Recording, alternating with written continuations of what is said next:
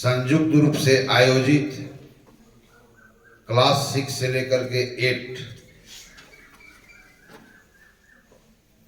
इस गणितीय सदन में बैठे हुए आप सभी विद्यार्थियों के उत्तम गणितीय भविष्य का कामना करता हूं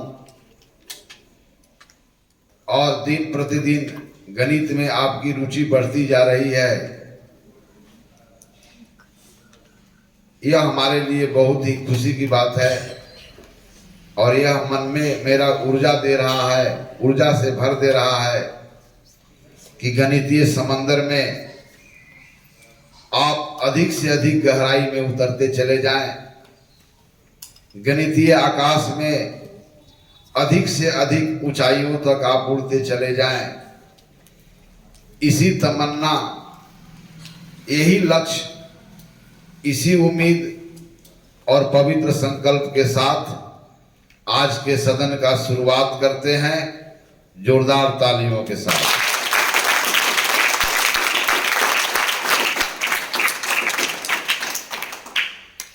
गणितीय सदन के आयोजन का मुख्य लक्ष्य यह नहीं है कि आपके पाठ्य पुस्तकों में दिए हुए समस्या का हल कैसे ढूंढा जाए इसको बताना, बल्कि इस सदन का उद्देश्य यह है कि हमारे वास्तविक जीवन परिस्थितियों में जब हम अनेक तरह की समस्याओं के समाधान करते हैं तो उन समस्या समाधान में गणित के कौन सा तरीके का उपयोग किया जाए या गणित का वहां पर कौन सा नियमों को प्रयोग किया जाए, इन बातों को सीखने के लिए इस सदन का आयोजन हो रहा है।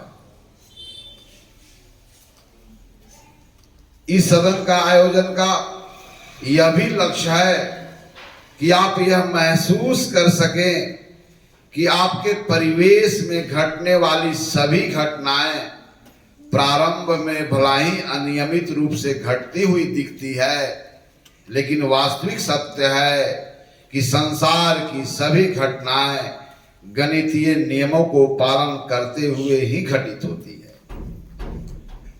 सूर्य के चारों तरफ पृथ्वी का घूमना, दिन रात का होना, किसी चीज को छोड़ने पर धरती अपनी ओर खींच लेना, क्या तो सारी घटनाएं, जो भी घटनाएं जिनका मैं अभी जिक्र नहीं कर रहा हूं, सभी घटनाओं को अगर ध्यान पूर्वक विचार करें तो आप यही पाएंगे कि संसार में जितनी भी घटनाएं घटती है वह कोई ना कोई गणितीय पैटर्न, गणितीय नियम या गणितीय विधि का अनुसरण करके ही घटित होती है।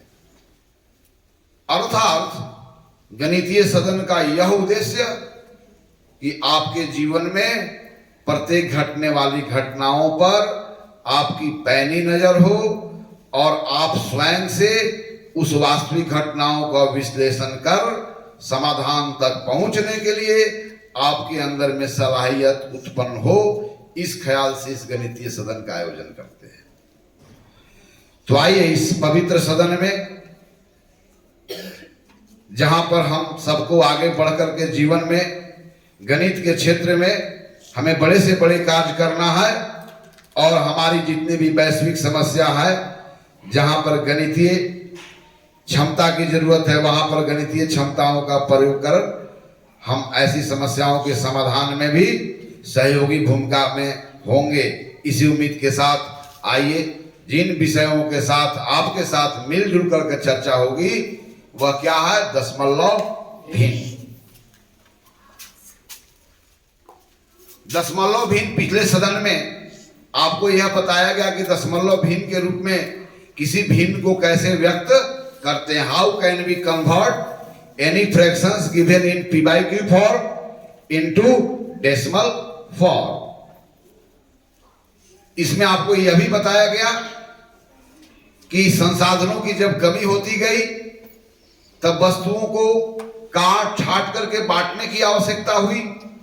तब वहां पर यह स्थिति प्रकट हुई कि जब वस्तुएं, सभी वस्तुएं हमारे पास पूर्ण ना हो, कटे छटे भी हो, तो how can we express its amount using only 10 digits.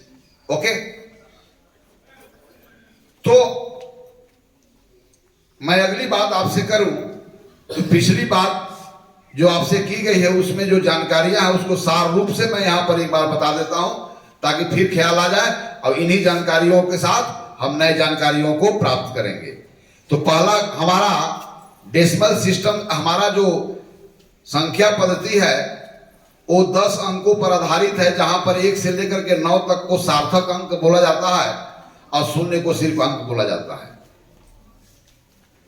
साथ ही साथ हमारा डेसिमल सिस्टम के डेवलपमेंट के पहले हमारी सबसे छोटी स्थान सबसे राइट और इकाई की होती थी, लेकिन हम उस स्थान को और राइट की ओर विस्तार किए तो हम विस्तार करते चले गए। तब हम देखा कि हमारे संख्या पद्धति में जब वस्तुओं को काट छाट करके बांटने की जरूरत हो तो पहले जैसे हम करते थे नियम वही रहेगा, सिर्फ विस्तार कर देंगे। तो हमने अपने नंबर सिस्टम में प्लेस को दोनों ओर विस्तार किया और यह पाया कि हम सबसे छोटी स्थान अब किसको कहेंगे और सबसे बड़ी स्थान तो पहले ही से किसको कहते रहे। पहले भी सबसे बड़े स्थान हम कहते नहीं थे कि सबसे बड़ा कहाँ होगा, लेकिन छोटे स्थान को इकाई के रूप में देखते थे। लेकिन जब हमने स्थान का विस्तार राइट ओर किया तो फिर सबसे छोटी स्थान कौन होगा, सबसे बड़ी स्थान कौन होगा, अब यह बताया नहीं जा सकता है। लेकिन किसी खास संख्या में कौन छोटी स्थान होगा बड़ी स्थान होगा उस पर बताया जा सकता है। दूसरा बात सीखा कि किसी भी स्थान पर अंक जो आता है वो 1 से लेकर 9 तक ही आता है और नथिंग के लिए 0 आता है। अर्थात सभी स्थानों की ग्रुप का साइज अलग अलग है। सभी स्थानों का जो समूह है, जो जिस समूह को आप 1 बोल रहे हैं वह समूह का साइज 1 है नहीं। अगर इकाइयां से शुरू करें तो अगर इकाई से शुरू करें तो यहां के ग्रुप का साइज क्या है, यहां के ग्रुप का साइज, यहां के ग्रुप का साइज, यहां के ग्रुप का साइज। तो इकाई स्थान के ग्रुप का साइज क्या है, 1 का ग्रुप है। दहाई स्थान के ग्रुप का साइज क्या है, 10 1 का है। सैकड़ा के स्थान के ग्रुप का साइज क्या है, 101 का। 101 जिसको तुम 1 कहते हो प्रारंभ में, वैसा ही 101 जब हो गया तो उसको भी 1 कहेंगे, लेकिन जब 1 कहेंगे तो उसका नाम बदल गया। तो 101 को हम लोग क्या कहते हैं, 100। 10 1s के ग्रुप को हम लोग क्या कहते हैं, 110। अब हमने इस ओर भी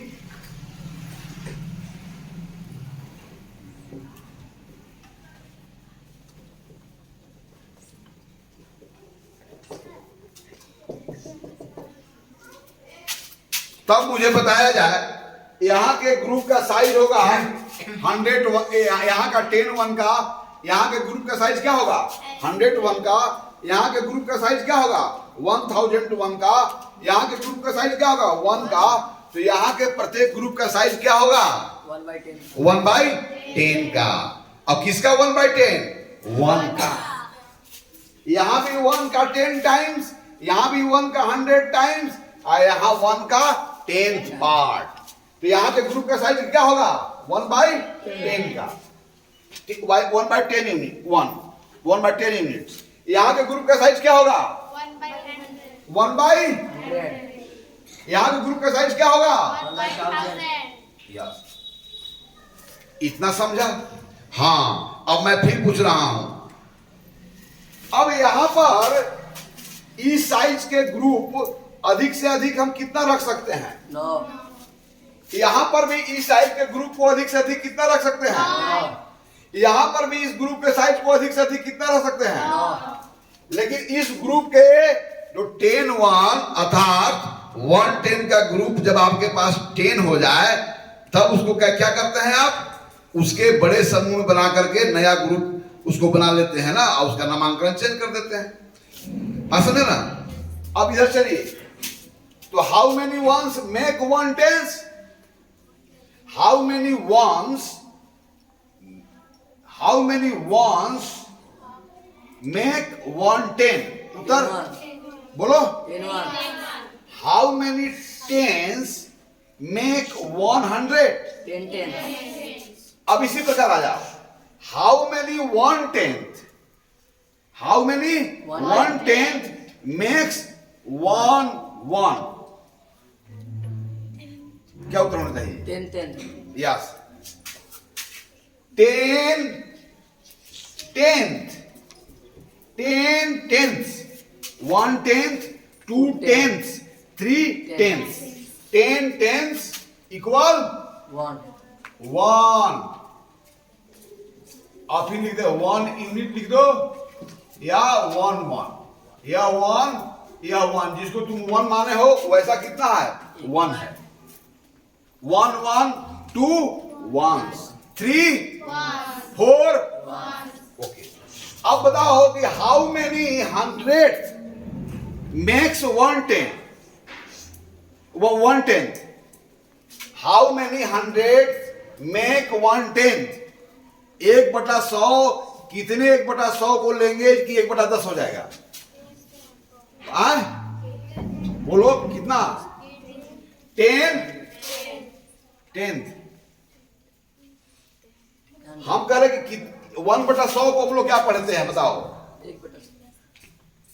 1/100 या इसको हम लोग यहाँ के भाषा में क्या पढ़ेंगे? शतांश। शतांश के मतलब 100 बराबर भागों में बांटने के बाद कोई एक हिस्सा। तो कितने शतांश? अब देखो जरा सब क्या कर रहे हैं। कितने शतांश बराबर 1 दशांश? 10 शतांश बराबर 1 दशांश। अब मुझे बताओ, रुक जाओ पहले। कितने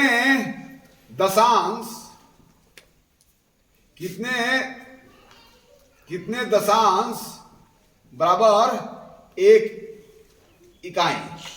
हिंदी में लिख रहे हैं जरा। कितने दशांश? अब देखो जरा। कितने सहस्त्रांश बराबर 1 दशांश, 1 शतांश? और कितने सहस्त्रांश बराबर 1 दशांश? 1 दशांश। और कितने सहस्त्रांश बराबर 1 इकाई? चलो इस प्रश्न को उत्तर देना है। कौन देगा? आओ, कम ऑन। यस। कितने शतांश? अब देखो जरा, कितने शतांश मतलब हुआ 1/100। ऐसा कितनी बार लेंगे कि रिजल्ट कितना होना चाहिए? 1 दशांश, दैट इज 1/10। पहला का उत्तर क्या होगा? 10। तो लिखो जरा उसको। चलो अब हो गया 10 शतांश बराबर 1 दशांश। चलो अब सेकेंड का कौन उत्तर देगा? चलो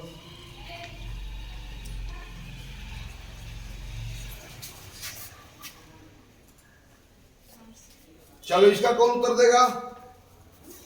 और तुमको छोड़ करके कोई और है? Any one of you? Yes, आओ। तो 10 दशांश बराबर कितने होते हैं? 1 इकाई। माने 1/10 कै गो लेंगे कि एगो हो जाएगा? एक। चूंकि 1 10 भागों में बटा हुआ है तो 1/10 को लेंगे तो 1 हो जाएगा। बराबर गणित को आंखों से देखो। In mathematics there is no space of your mind only, you need to open your eyes. 10 सहस्त्रांश बराबर 1 शतांश। यानी कि अब मैं पूछ रहा हूं 1/1000, यानी किसी इकाई को 1000 भागों में बांट करके 1 भाग लें। ऐसा कितने हम लेंगे बराबर बराबर टुकड़ा जिसे रिजल्ट क्या हो जाएगा? 1/100 वह इकाई का 100वां भाग। उत्तर क्या होगा? 10। चलिए अब यहां पर कौन आंसर देगा? और कोई? आप तो दे चुके, आप भी दे चुके। और कोई है? यस, आओ, कम ऑन कम ऑन। यह मूलभूत जानकारी आपको होनी चाहिए।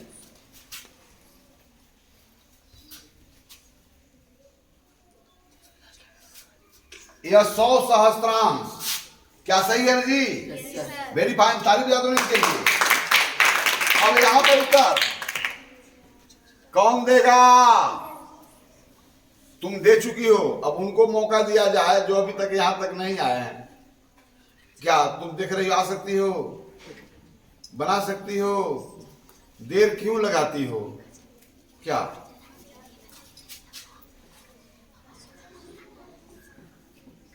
क्या सही है जी? यस। सब लोगों, इससे पता चलता है कि आपकी पिछली सदन में जो आपसे चर्चा हुई है उसको आप अच्छे समझे। वैसे भी देखे, अगर आप एक स्थान इधर आते हैं तो कितना गुना वैल्यू बढ़ जाता है? 10 गुना। तो यहां से अगर सहस्त्रांश पूछ रहा है कितने सहस्त्रांश बराबर 1 इकाई होंगे, तो सहस्त्रांश से इकाई तक आने के लिए आपको कई स्थान मूव करना होगा। 3 स्थान। अब किस दिशा में? लेफ्ट की राइट? तो लेफ्ट में जब बढ़ते हैं तो क्या होता है? 10 गुना। तो जय स्थान 2 स्थान बढ़े होंगे तो 100 गुना, 3 स्थान बढ़े होंगे तो 4 गुना। यस। इतनी बातें आप याद है ना जी? अब मैं इससे आगे लिए चलता हूं जहां आपसे आज सदन में चर्चा होनी है। समझ गए ना? अब तो पहले क्या था कि जब पूरा चीज होता था तो बंटवारा कर लेते थे, लेकिन आदमी के अंदर में तो स्वार्थ हावी है ना जी। ठीक है, हम लोग 2 लड़के थे और 11 को फल लाए, 5-5 को मिल गया, लेकिन एगो पर दोनों को नजर बनी हुई है। स्वार्थ तो है ना कि भाई क्या होगा, इसको भी बांटा जाए।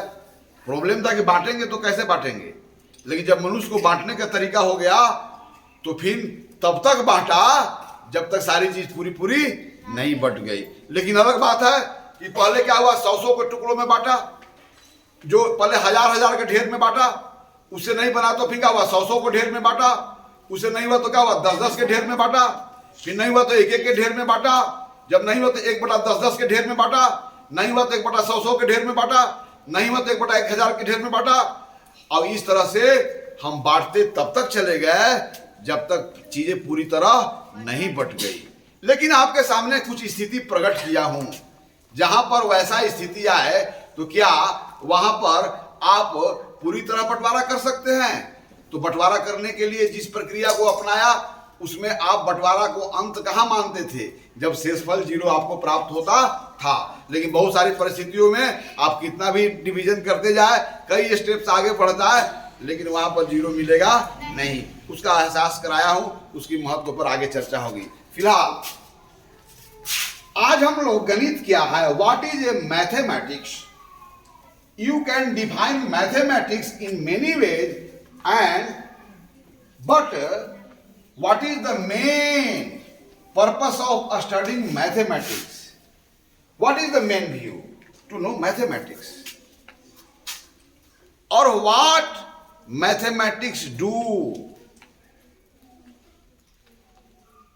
What kind of mathematics play a role in our real life? So main view of mathematics to know the pattern, to know the law according which some particular event is happening. Okay?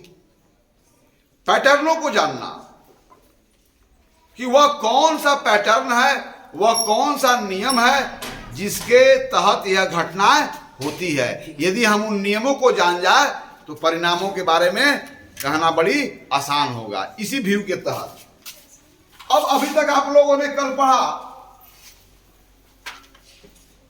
इस सदन में जाना कि जब संख्याएं, कोई संख्याएं भिन्न संख्याएं p/q के फॉर्म में हो, जहां p कोई भी होल नंबर हो लेकिन q कोई भी होल नंबर हो, लेकिन वहां पर डिवीजन के जगह 0 नहीं होना चाहिए, क्योंकि division bye 0 is not allowed.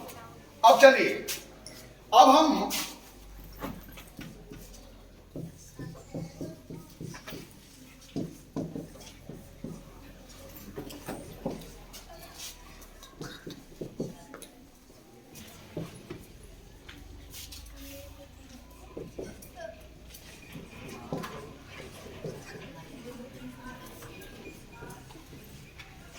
आइए, अब हम वैसे भिन्नों को डेसिमल फ्रैक्शन में बदलने का प्रयास करेंगे जहां हर जो है वो 10 की घात हो, पावर ऑफ 10 हो। मतलब या तो हर 10 हो, या तो हर 100 हो, या तो हर 1000 हो, या तो हर 10,000 हो, या तो हर। तो जब ऐसे संख्याओं से 10 के घात वाली संख्याओं से जब हर में मौजूद हो, और ऐसे भिन्नों को जब हम डेसिमल फ्रैक्शन में बदलते हैं, तो क्या कोई यहां पर पैटर्न है? क्या कोई यहां पर नियम है? क्या उन बने हुए वह संख्याएं जिन अंकों से बने हुए हैं, क्या वहां पर उनके अंक नियम का कोई पालन करते हैं जब हम भागफल प्राप्त करते हैं? इसी पैटर्न को हमको सब मिलजुल करके ढूंढना है। आइए, तो सबसे पहले 62 में अगर 10 से भागा दिया जाए तो इसको हम भिन्न के रूप में लिखेंगे 62/10 और यहां भागफल को प्राप्त करेंगे।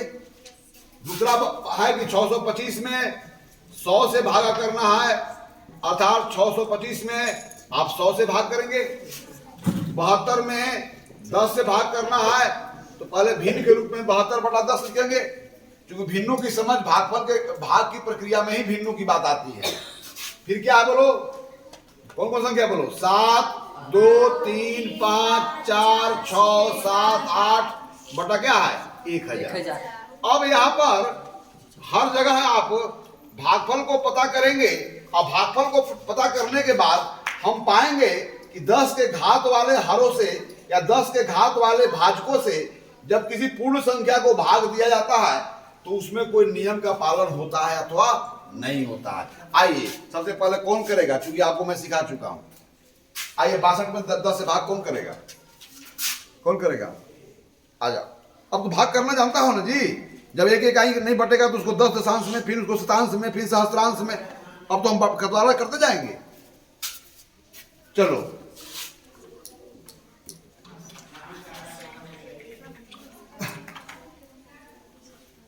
अब देखो जरा, यहां पर है तो 62 इकाई में 10 से भाग दिया तो प्रत्येक को 6 मिला कि नहीं मिला? और यहाँ 2 इकाई बच गया जिसका बंटवारा नहीं हुआ, तो अब एक एक करके तो नहीं बांट सकते हैं। तो इकाई को क्या करना होगा? 10-10 भागों में बांटना होगा। अब प्रत्येक भाग को दशांश बोलेंगे, तो 2 इकाई हो तो आपके पास कितने दशांश होंगे? 2 दशांश होंगे। ये 2 इकाई है ना, तो इसमें दशांश कितने हो जाएंगे? हाँ, इसलिए अब चूंकि इकाई का खंड का बंटवारा होना है, इसलिए जो स्थान शुरू होता है उसके पहले डॉट लगाते हैं, और डॉट के बाद होगा। अब किसका बंटवारा कर रहे हैं? वहां पर क्या लिखेंगे? 20। जब भी डॉट लगाए तो यहां पर क्या लिखेंगे? 20 लिखो। यानी कि अब 2 इकाई नहीं रह गया, क्या हो गया यार? 2 दशांश। चलो बंटवारा करो।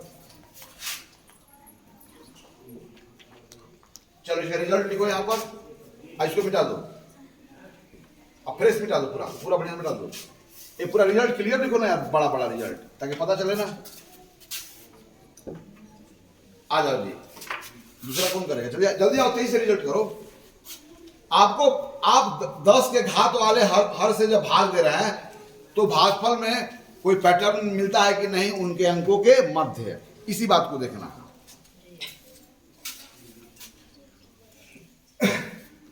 ये 625 इकाई में 100 के बीच में बांटना है ना जी। चलो, ये 25 क्या है?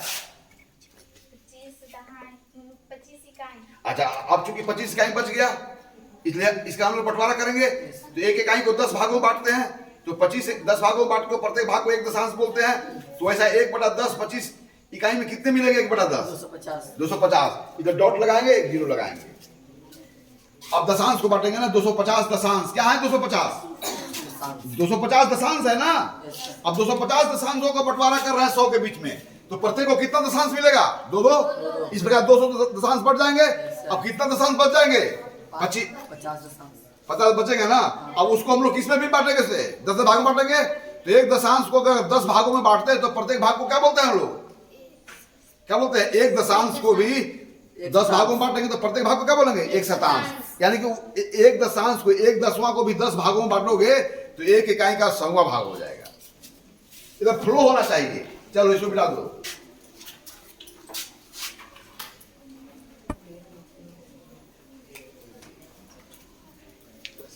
चलो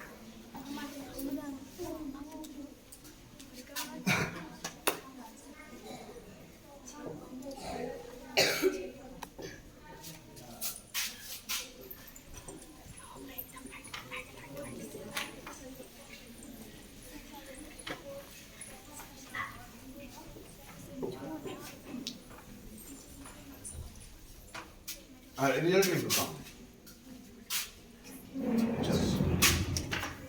चलो जी आओ, इसको रिजल्ट लिखना है। कौन आएगा?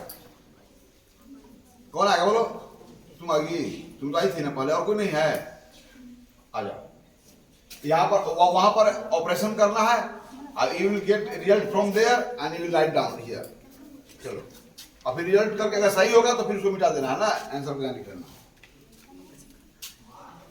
तो हम लोग क्या ढूंढ रहे हैं कि जब 10 के घात वाली हरों से जब भाग देते हैं किसी संख्या में, तो भागफल के रूप में जो संख्या प्राप्त होता है उनके अंकों में कोई पैटर्न होता है अथवा नहीं होता। यदि पैटर्न अगर होता होगा तो फिर आगे भाग देने की झंझट नहीं है, हम लोग सीधा रिजल्ट तक पहुंचेंगे विदाउट डूइंग एक्चुअल डिवीजन।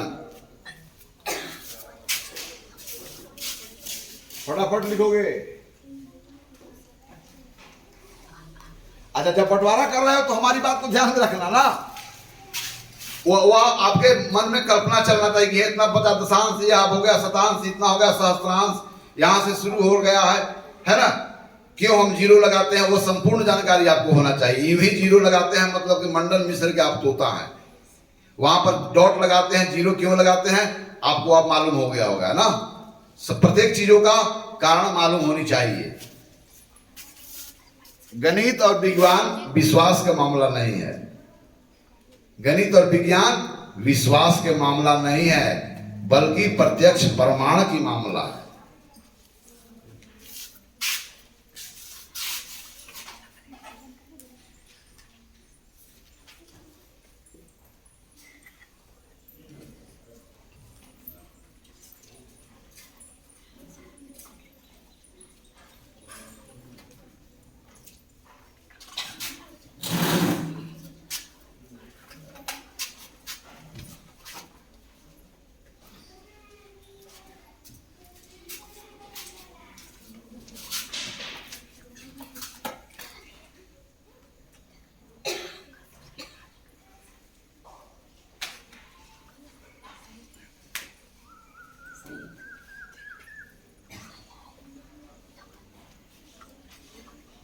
तुम्हारा गलत है। अच्छा ये बताओ कि इन दोनों संख्याओं में कौन सा क्रिया, ये दोनों संख्याओं में कौन सा क्रिया किया यह मिला? ठीक है, इन दोनों संख्याओं में कौन सा क्रिया किया है? तो कहां क्रिया दिखाया है? माइनस क्रिया कर रहे हैं, रॉन्ग है। लिखो माइनस लगाओ वहां पर। सर नहीं, आप यह दिखाना है कि उन 4 ही संक्रिया होती, उन संख्याओं के बीच में यह क्रिया करके रिजल्ट को हम लोग इस रूप में प्राप्त किया। ये बहुत महत्वपूर्ण है। गणित में कौन सा रिजल्ट प्राप्त किया और किस तरीके से प्राप्त किया।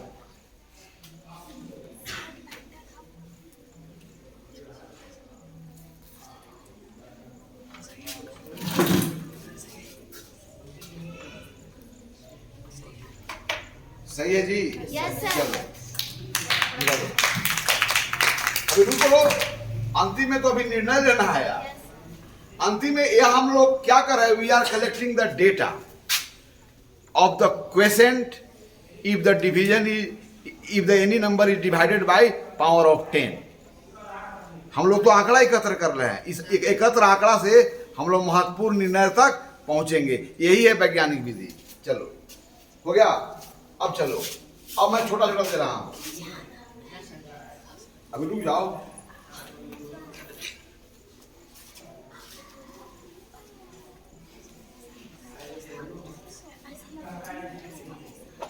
चलो अब इसका डिवीजन कौन कर सकता है? करेगा? आओ। अब चूंकि तो हम दशांश शतांश तक जान गए हैं ना, आइए कौन करेगा? अब है कि 10 को 10 से 6 में भाग देना है। बड़ा अटपटा लग रहा है क्योंकि हम बड़ी संख्याओं को छोटी संख्याओं से भाग देते हैं, बराबर का भाग देते हैं। चलिए आइए, नहीं आप थोड़ी समझ जाइए, चीज वही थोड़ी समझना है। यहाँ पर हमारे पास कितने इकाई हैं और कितने व्यक्तियों के बीच में बांटा जाना है? तो अब बंटवारा जब भी करना है तो बराबर बराबर। तो क्या 6 इकाइयों को एक एक करके इकाई करके 6 इकाइयों को इकाई करके क्या 10 लड़कों के बीच में बांटा जा सकता है? तो बताइए कि 6 इकाई में को 10 लड़कों के बीच में नहीं बांटा जा सकता है, क्योंकि 6 में 10 एक बार भी नहीं है। 6 में 10 अगर एक बार भी नहीं है तो मतलब कितना है 0। 6 में अगर 10 एक बार होता, अगर 10 अगर एक बार हो जाए तो 10, 10 दो बार हो जाए तो 20, 10 तीन बार हो जाए तो, और 10 एक बार भी ना हो तो कितना होगा 0। तो क्या 6 में 10 कितनी बार है? क्योंकि भाग लगाने की हमारी आदत है तो हम लगाएंगे, चलिए, क्योंकि अगर नहीं है तो हम उसके लिए भी रिजल्ट है तो कितनी बार है उसके लिए भी हमारे पास संख्या है, और नहीं है तो उसके लिए भी हमारे पास संख्या है। तो 10 तो 6 इकाई में एक एक करके बांटेंगे, 10 के बीच में तो कितने इकाई बांटना होगा, कितने इकाई बांटना होगा, जिसे इकाई करके ही हम 10 में बांटना चाहते हैं। तो कितने इकाई हैं? 6 गो इकाई है, और 10 के बीच में बांटना है, एक एक करके ही बांटना है, तब कितने कितने इकाइयां होंगे? एक इकाई। चलो हम बता रहे हैं, चलो 10। चलो यहां पर तुम आ जाओ, यहां पर आओ, 3 को खड़ा हो जाओ। मैं बराबर कहता हूं to know mathematics means to keep your eyes on the event which is happening before you। चलिए सुनो, एक उदाहरण है, यह 2 वस्तु है ना, मान लो पूरा पूरा है, और हमको 3 के बीच में बांट देना है, और बराबर बराबर बांटना है, और एक एक करके इनको भी एक मिलना चाहिए, ऐसा एक इनको मिलना चाहिए, ऐसा एक मिलना चाहिए। तो देखो जरा हाथ उठाओ, हम दे रहे हैं तुमको, चलो इधर आ जाओ, इधर आ जाओ, 3 आ जाओ, ध्यान से देखना, चलो 3 हो ना। अब यह हमारे पास 2 इकाई है, और एक एक करके बांट देना है। कैसे बांट देना है? अब वह एक एक करके, अब तो लेकिन बंटवारा में बराबर बराबर न होता है, तो एक एक करके बांटेंगे, एक करके या तो एक बार देंगे, एक या तो 2 बार देंगे, एक या तो 3 बार देंगे, या तो एक बार भी नहीं देंगे। बंटवारा कैसे होगी? या तो एक बार भी नहीं देंगे, या तो एक सबको एक बार देंगे, तो या तो एक सबको 2 बार देंगे, या तो एक सबको 3 बार देंगे, या तो एक 4 बार देंगे, या तो एक बार भी सबको नहीं देंगे। तो लो हम बराबर बराबर, देखो हाथ है, चलो। तो क्या इनमें बराबरी का स्थिति है कि नहीं? इनका भी हाथ खाली, इनका भी हाथ खाली, और इनका भी हाथ खाली, ये भी एक बंटवारा का स्थिति है। तो अगर हम 3 व्यक्तियों में 2 इकाई हमारे पास, और 3 व्यक्तियों में पूरी इकाइयां अगर बांटना चाहते हैं, तो प्रत्येक को इकाइयां कितनी बार देना पड़ेगा? एक बार भी नहीं, एक बार भी नहीं, एक बार भी नहीं, मतलब 0 बार 0 बार 0 बार। अंडरस्टैंड? इसी बात के यहाँ लागू करें। तो 6 इकाइयां को, अब अपने स्थान पर जाएं, 6 इकाइयां को 10 व्यक्तियों के बीच में बांट रहे होंगे, और एक एक करके बांटना है, तो एक एक करके प्रत्येक को कितनी बार देना होगा? 0 बार। कितनी बार देना होगा? 0 बार। और एक एक करके जब हम 0 बार जब दिया, तो आपके पास वस्तु कितनी, तो एक एक करके जब 0 दिया, तो कितने वस्तु हम सबको दिए? 0। कुल कितने हो गए? 0। जब सब 10 व्यक्तियों को जब 0 दिया गया, तो उनके पास कितना चीज दिया गया? 0। इस बार ना 0 जमा 0 जमा 0 जमा 0। अब 6 में 0 को हटा दिए, तो हमारे पास 6 बचा। 6 में 0 घटाना, मतलब 6 में कुछ भी नहीं घटाना, 6 का 6 बना रहेगा। अब यहाँ पर इकाई के स्थान पर जो हमें अंक मिला, चूंकि भागफल भी संख्याएं होंगे, संख्याएं अंकों से बने होंगे, तो वो अंक जो होंगे किसी स्थान पर कौन सा अंक होंगे यही जानना है जी। तो यहाँ पर इकाई के स्थान पर कौन सा अंक मिला हो? 0। अब 6 इकाई तो बचा रह गया। अब एक एक करके तो नहीं बांटा जा सकता है। अब हम लोग क्या करेंगे?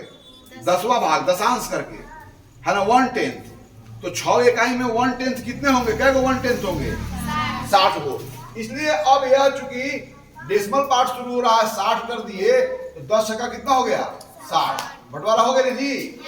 इस रिजल्ट को मैं यहाँ पर लिख देता हूँ, यहाँ 32/100 तुमको, अब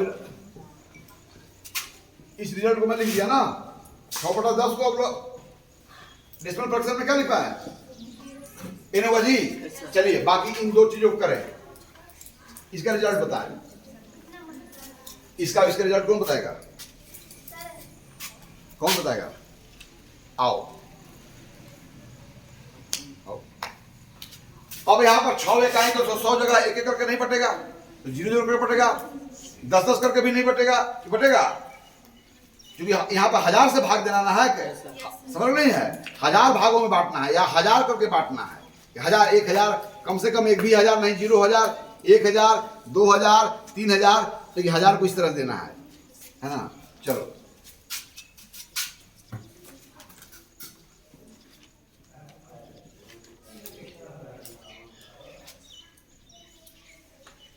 अरे भाग दे दो, हाँ हाँ ठीक है ठीक है ठीक है, दोनों जगह पर 0 रख दो। 0 मतलब क्या आगे, 0 मतलब हुआ कि no no no 1 no 10 no 100, सब जगह नथिंग। अब 320 दशांश को भी तो नहीं बांटा जा सकता है, 1000 के बीच में अगर 1000 बांटा जा सकता है तो अगला फिर उसको छोटे भाग में बदलेंगे।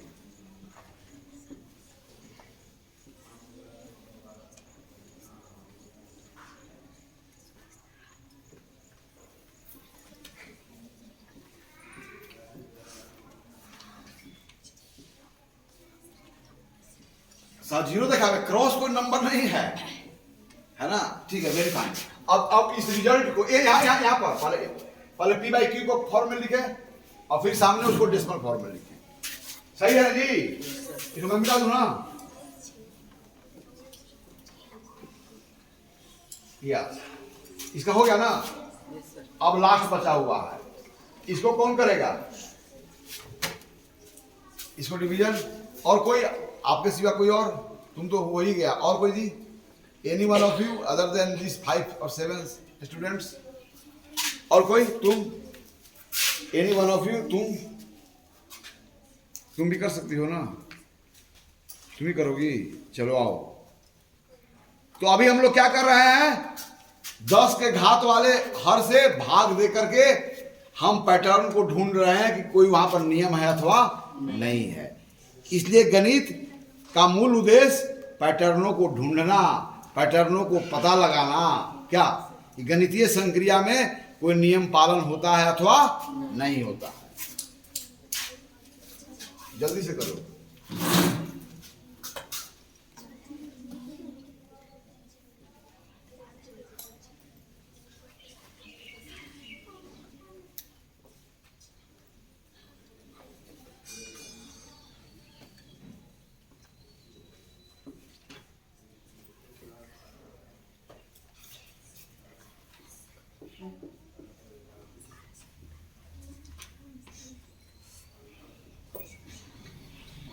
सही है ना जी?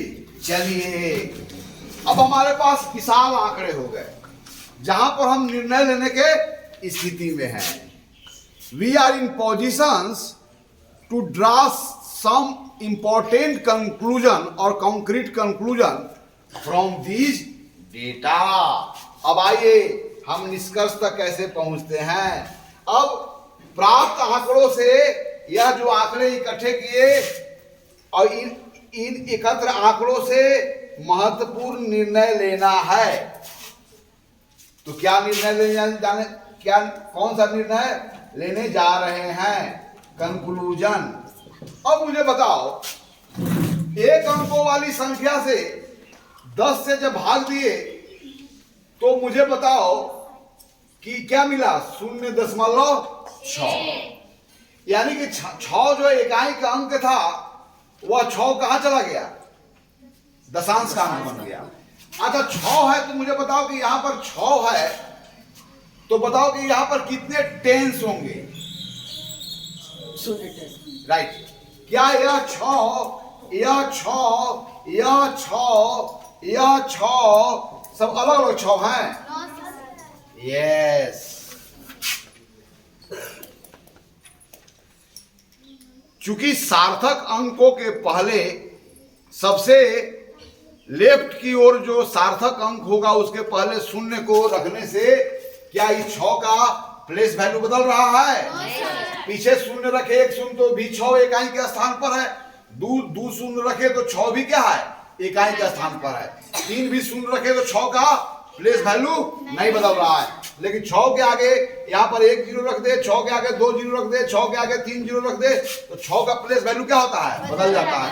यहाँ पर कोई 0 नहीं था तो यूनिट प्लेस पर था, यहाँ पर 1 0 आया तो टेंस प्लेस पर, यहाँ पर ना, तो किसी सार्थक अंक के पहले 0 रख रहे हैं तो चूंकि वो 6 का प्लेस वैल्यू नहीं बदल रहा है, 6 अपने स्थानों पर सबसे दाहिनी ओर पड़ा हुआ है। इस कारण किसी सार्थक अंक के पहले रखने के बाद शून्य को कोई मतलब नहीं है। तो इसी कंफ्यूजन को यहाँ पर देखे, अर्थात यहाँ पर देखे जरा, यानी कि 6 जब होगा तो क्या यह 6/10 को आप 0/6/10 लिख सकते हैं? लिख सकते हैं नहीं लिख सकते हैं? क्योंकि 6 लिखे या 0/6 लिखे की है, तब क्या हुआ है मात्र 6 से 10 भाग करने में क्या हुआ है कि 0 और 6 के बीच दशमलव चिन्ह प्रकट हो गया।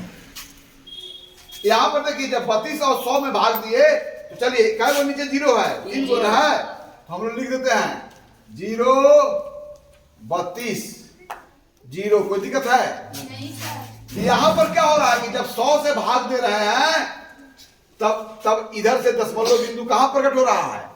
तीसरे स्थान पर। 10 से जब भाग दे रहे हैं तो इधर से दशमलव बिंदु कहां प्रकट हो रहा है? पहले स्थान पर। देखो ना पैटर्न यहाँ पर। अब देखिए यहाँ पर आपने जब 100 से भाग किया, किसे भाग किया? 100 से, तो दशमलव बिंदु इसके तो इस 100 को पहले आप लिख सकते हैं 0.06/100। तो यहाँ पर पहले दशमलव बिंदु तो कहां पर था? यहां पर था।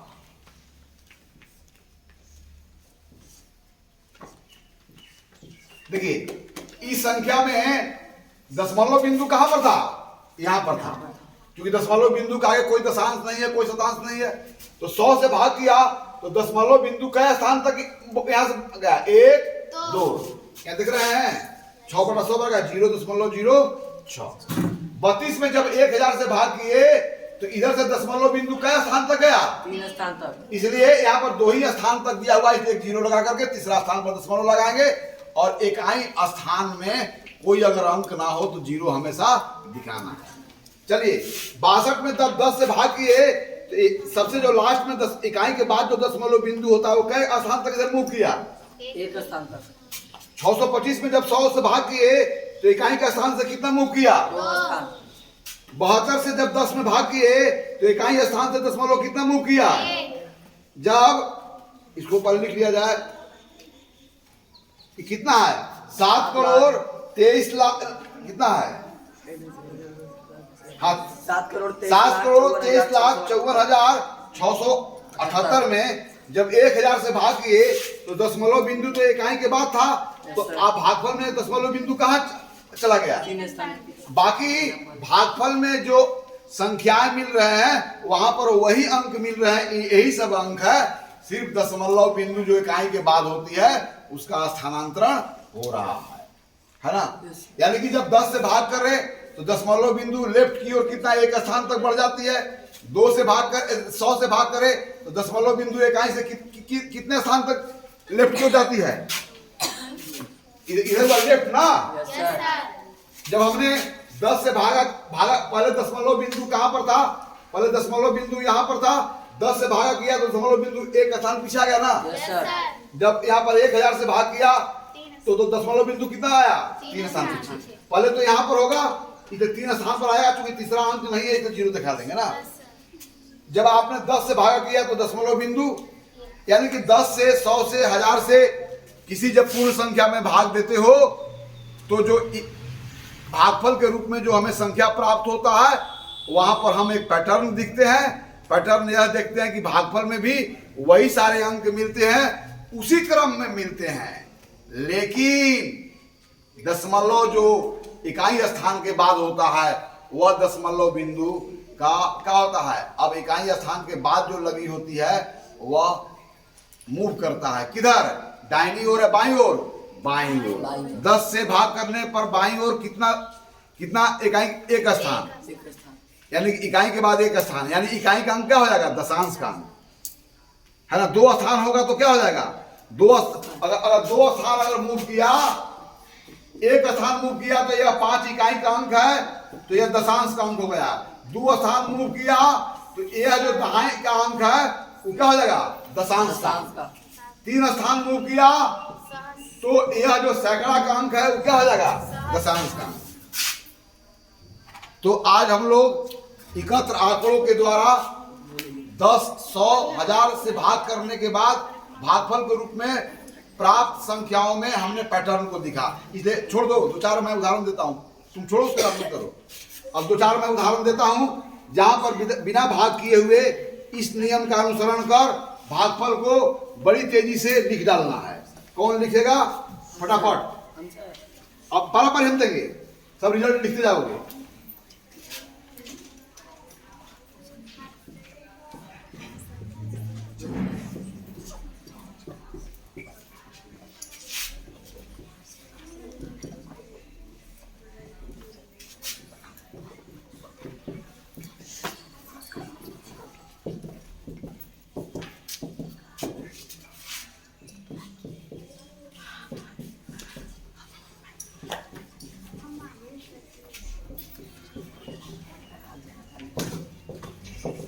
आइए सब भागफल फटाफट लिखते जाइए, फटाफट आइए। कौन कौन आएगा? 23 आओ, 23 आओ, फटाफट पहला के दम चल जाओ।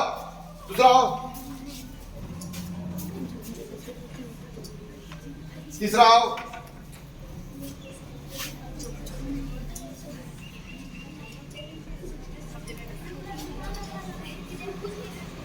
चलो सही है ना? ताली जाते जाओ। आओ कौन आया? और आया फटाफट, और जल्दी आओ।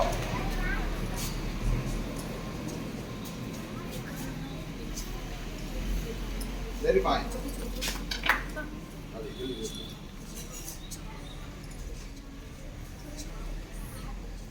चलो कौन आएगा? अब इसके लिए कौन आएगा? और कोई आप लोगों में से यानी कि नहीं समझ सकी? अब इस संख्या को 100 से भाग किए दशमलव बिंदु और कहें आसान पड़ेगा, दो आसान। बड़ी आसान। कौन लिखेगा? आप तो लिखी ना हो अभी। आओ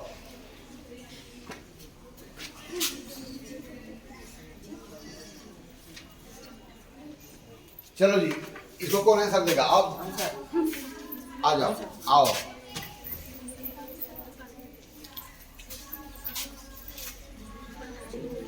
चलो इसका कौन आंसर देगा? आ जाओ। क्योंकि यहां पर पैटर्न को भी अध्ययन किया। Just you have observe what pattern are being followed by. अच्छा है ना? चलो इसका उत्तर कौन देगा? आ जाओ पीछे वाले लड़के। 23 आओ, 23 आओ, 23 आओ। दो, हाँ, एक तुम्हारे लिए और एक तुम्हारे लिए।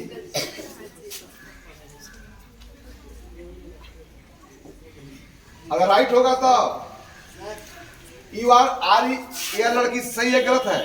हटो हटो, सही है गलत है? गलत है, गलत है ना? तुम सही कर सकते हो। हाँ सही कर सकते।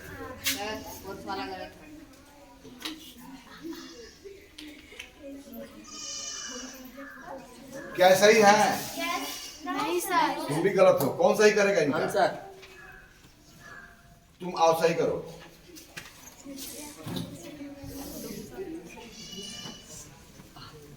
सर वो गलत है। कौन? चौथा। Yes sir. कौन? तो सही करो। हम नहीं देखे हैं। चलो तुम लोग। हाँ सही है जी, सही है। देखने दो जरा फैसला कर। सही है। कौन गलत है? चौथा। ए। Yes sir. चलिए जो तुम सही कर सकती हो। हमने गलत लिख दिया था ना, मिस्टेकली हो गया। जो सही कर दो। हमने गलत लिख दिया, वो लड़की सही बनाई थी, हमने गलत कर दिया, हमको दिखाई नहीं पड़ा।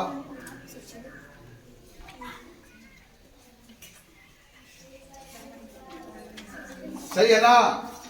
सही है ना? Yes, sir. अब ये लास्ट सवाल कौन बनाएगा? हम सर। तुम आ जाओ।